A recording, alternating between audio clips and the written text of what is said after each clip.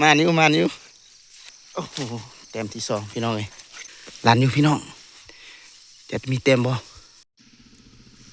เอาทักทายสบายดีพี่น้องมื้อนี้ก็มาตามนัดหมายเนาะที่พาพี่น้องพยายาม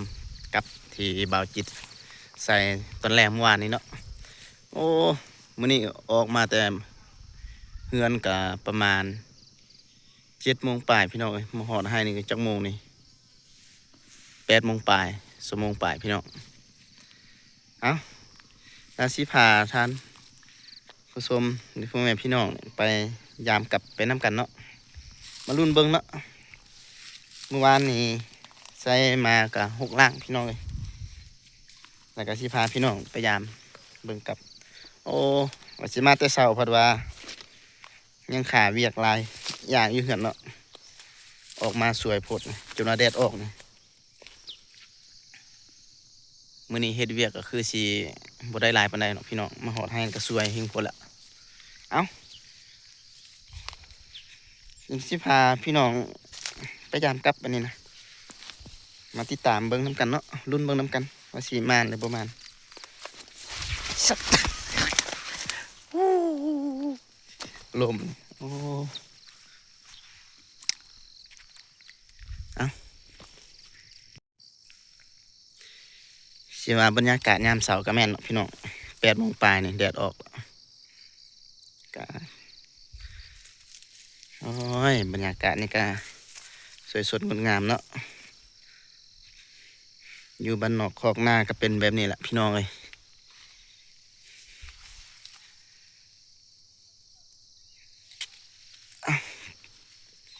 เอามาลุ้นเบิ้งน้ำกันพี่น้องเลยตอนนี้เบ้าจิตกายางลงตามคลองห้วยนี่เนาะไปไว้บ่ได้พี่น้องเมื่อกี้ก็ล่มไปเท่านึงแหละ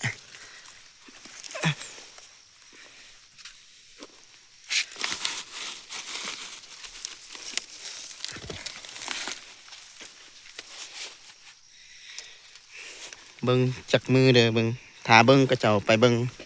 หมากไห้มื้อนี้เนาะพี่น้องถ้าว่านกยังเข้าลายบ่มีไผยังบ่ทันไปกวนแล้วก็สิพากันไปยิงนก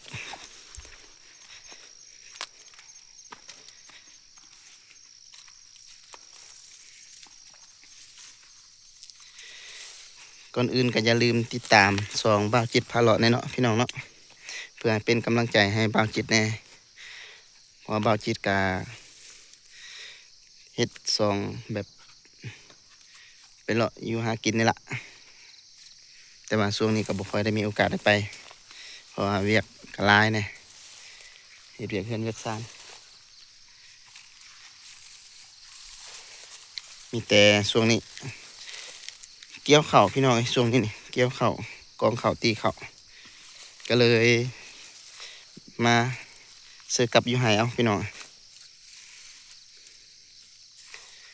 ก่อนอื่นก็ให้พี่น้องติดตามเบิ่งนำกันเนาะสิมานหรือบ่มานบ้าเท่านี้คือว่าใส่หรือบ่ใส่เดี๋ยวเอาไปบนจุดที่ว่าเราจะขึ้นมาพี่เลยเนาะบ่ฮู้เลยวนไปวนมาได้นี่คือว่าอยู่นี่คือว่ามีรางนึงพี่น้องนะสาวจือบ่ผิดน่าจะอยู่คอนใหม่ตัวนั้นแหละ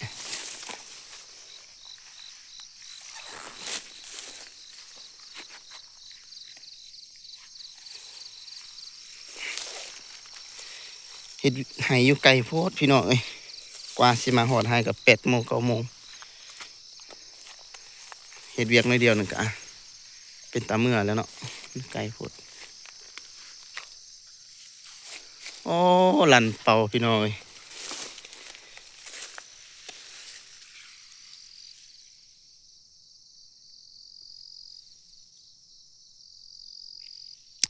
ลั่นเป่าได้แนวใดวะพี่น้อง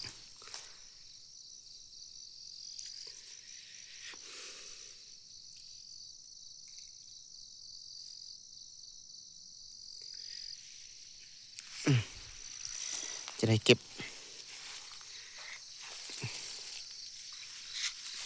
เอ้าเป็นราง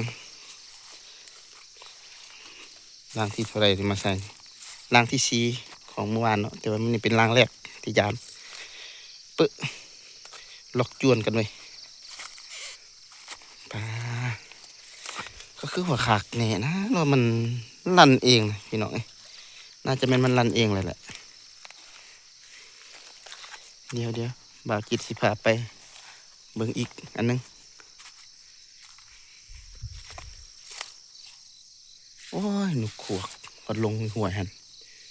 ตอนเอาปืนมาเราบ่เห็นเลวเอ้ยอยู่นี่งับพันตุ๊กเบ็กเลยแหละโอ้พี่น้อง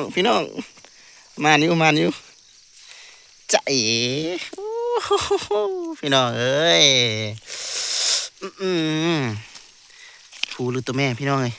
โอ้ตัวแม่พี่น้องตัวผู้น่ะเป็นทำย้อนอะไรสำนี้เนาะบ่าวจิตให้แล้วพี่น้องเอ้ยบ่าวจิตให้แล้วได้ตัวนึงละเบิ่งเขาน่าจะเซยอยู่หัน1 2 3 4 5 6ไม่ละ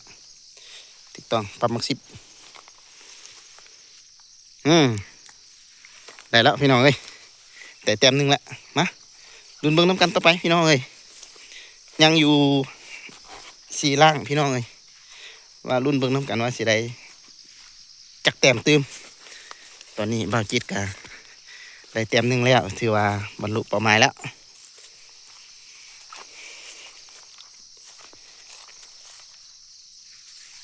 นะนี่ก็จะเป็นล่างที่สองพี่น้องเอ้ย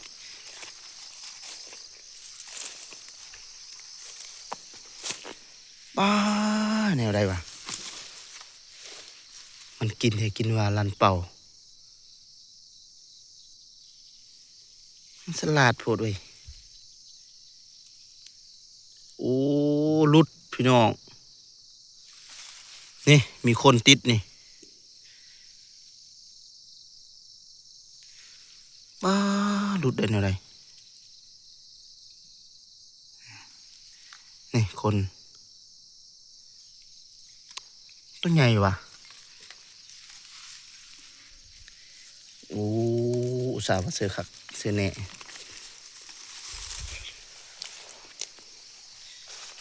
เป็นอย่าง3ล่างคือสิบ่คือแหละพี่น้องเอ้ยลุ้นเบิ่งยังอีกอยู่ใส่เนาะบนหนึ่ง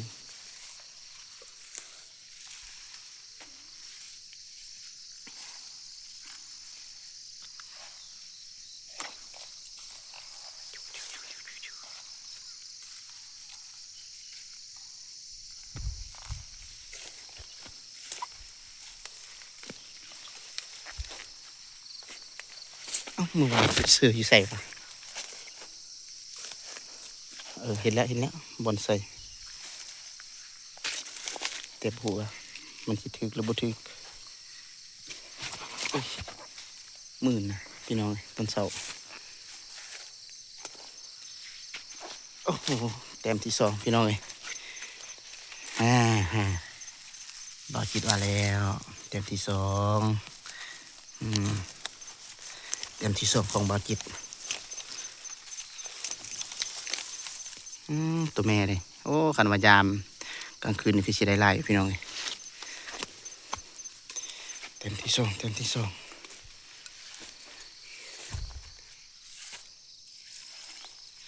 แถวนั้นก็คือมี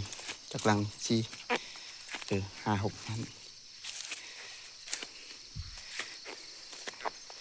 อย่างที่2ล่างพี่น้อย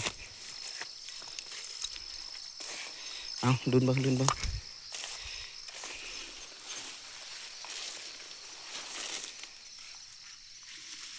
หลานอยู่พี่น้องจะมีเต็มบ่อาจจะ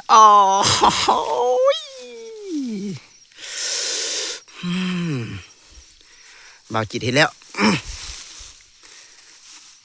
นี่แหละความสุขของบ่าวจิตนะพี่น้องเลยได้3 แต้มแล้วพี่น้องเลยโอ้โหเอาทางหลังสุดท้ายเสร็จลันเป่าสัตว์ อู้มันลันอะไรวะเสือมินพูดบ่เนาะ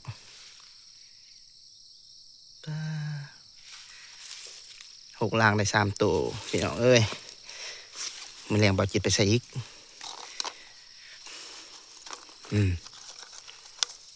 มันแรงเบาจิตไปใส่อีกเบาจิตสิแปลงเติมอีกเอ้าพี่น้องที่ว่าได้3 แต้มกับ6 ลางก็จะได้มาจบคลิปสำนี้แล้วพี่น้อยในการยามวันนี้ฮะกับผมมี6 ลางเขาก็ได้3 แต้มส่วนนั้นเบิ้งนี่แต่ตัวแม่มืดไอพี่น้อยบ่มีตะพูถ้าเป็นตะพูคือใช้ทำยอดใหญ่ปานนี้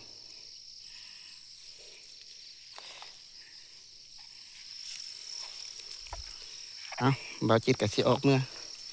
เที่ยงเนาะเอาหอดเที่ยงนะสิได้เฮ็ดอยู่เฮ็ดกินเนี่ยได้ปานนี้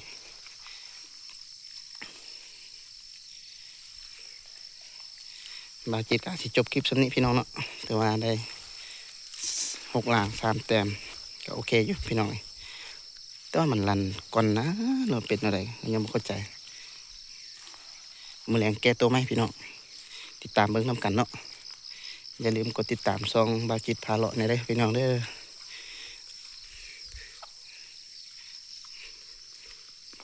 เอาขอบใจนำทุกทานที่รับชมนำกันเนาะบาจิตสิจบคลิปสำนี้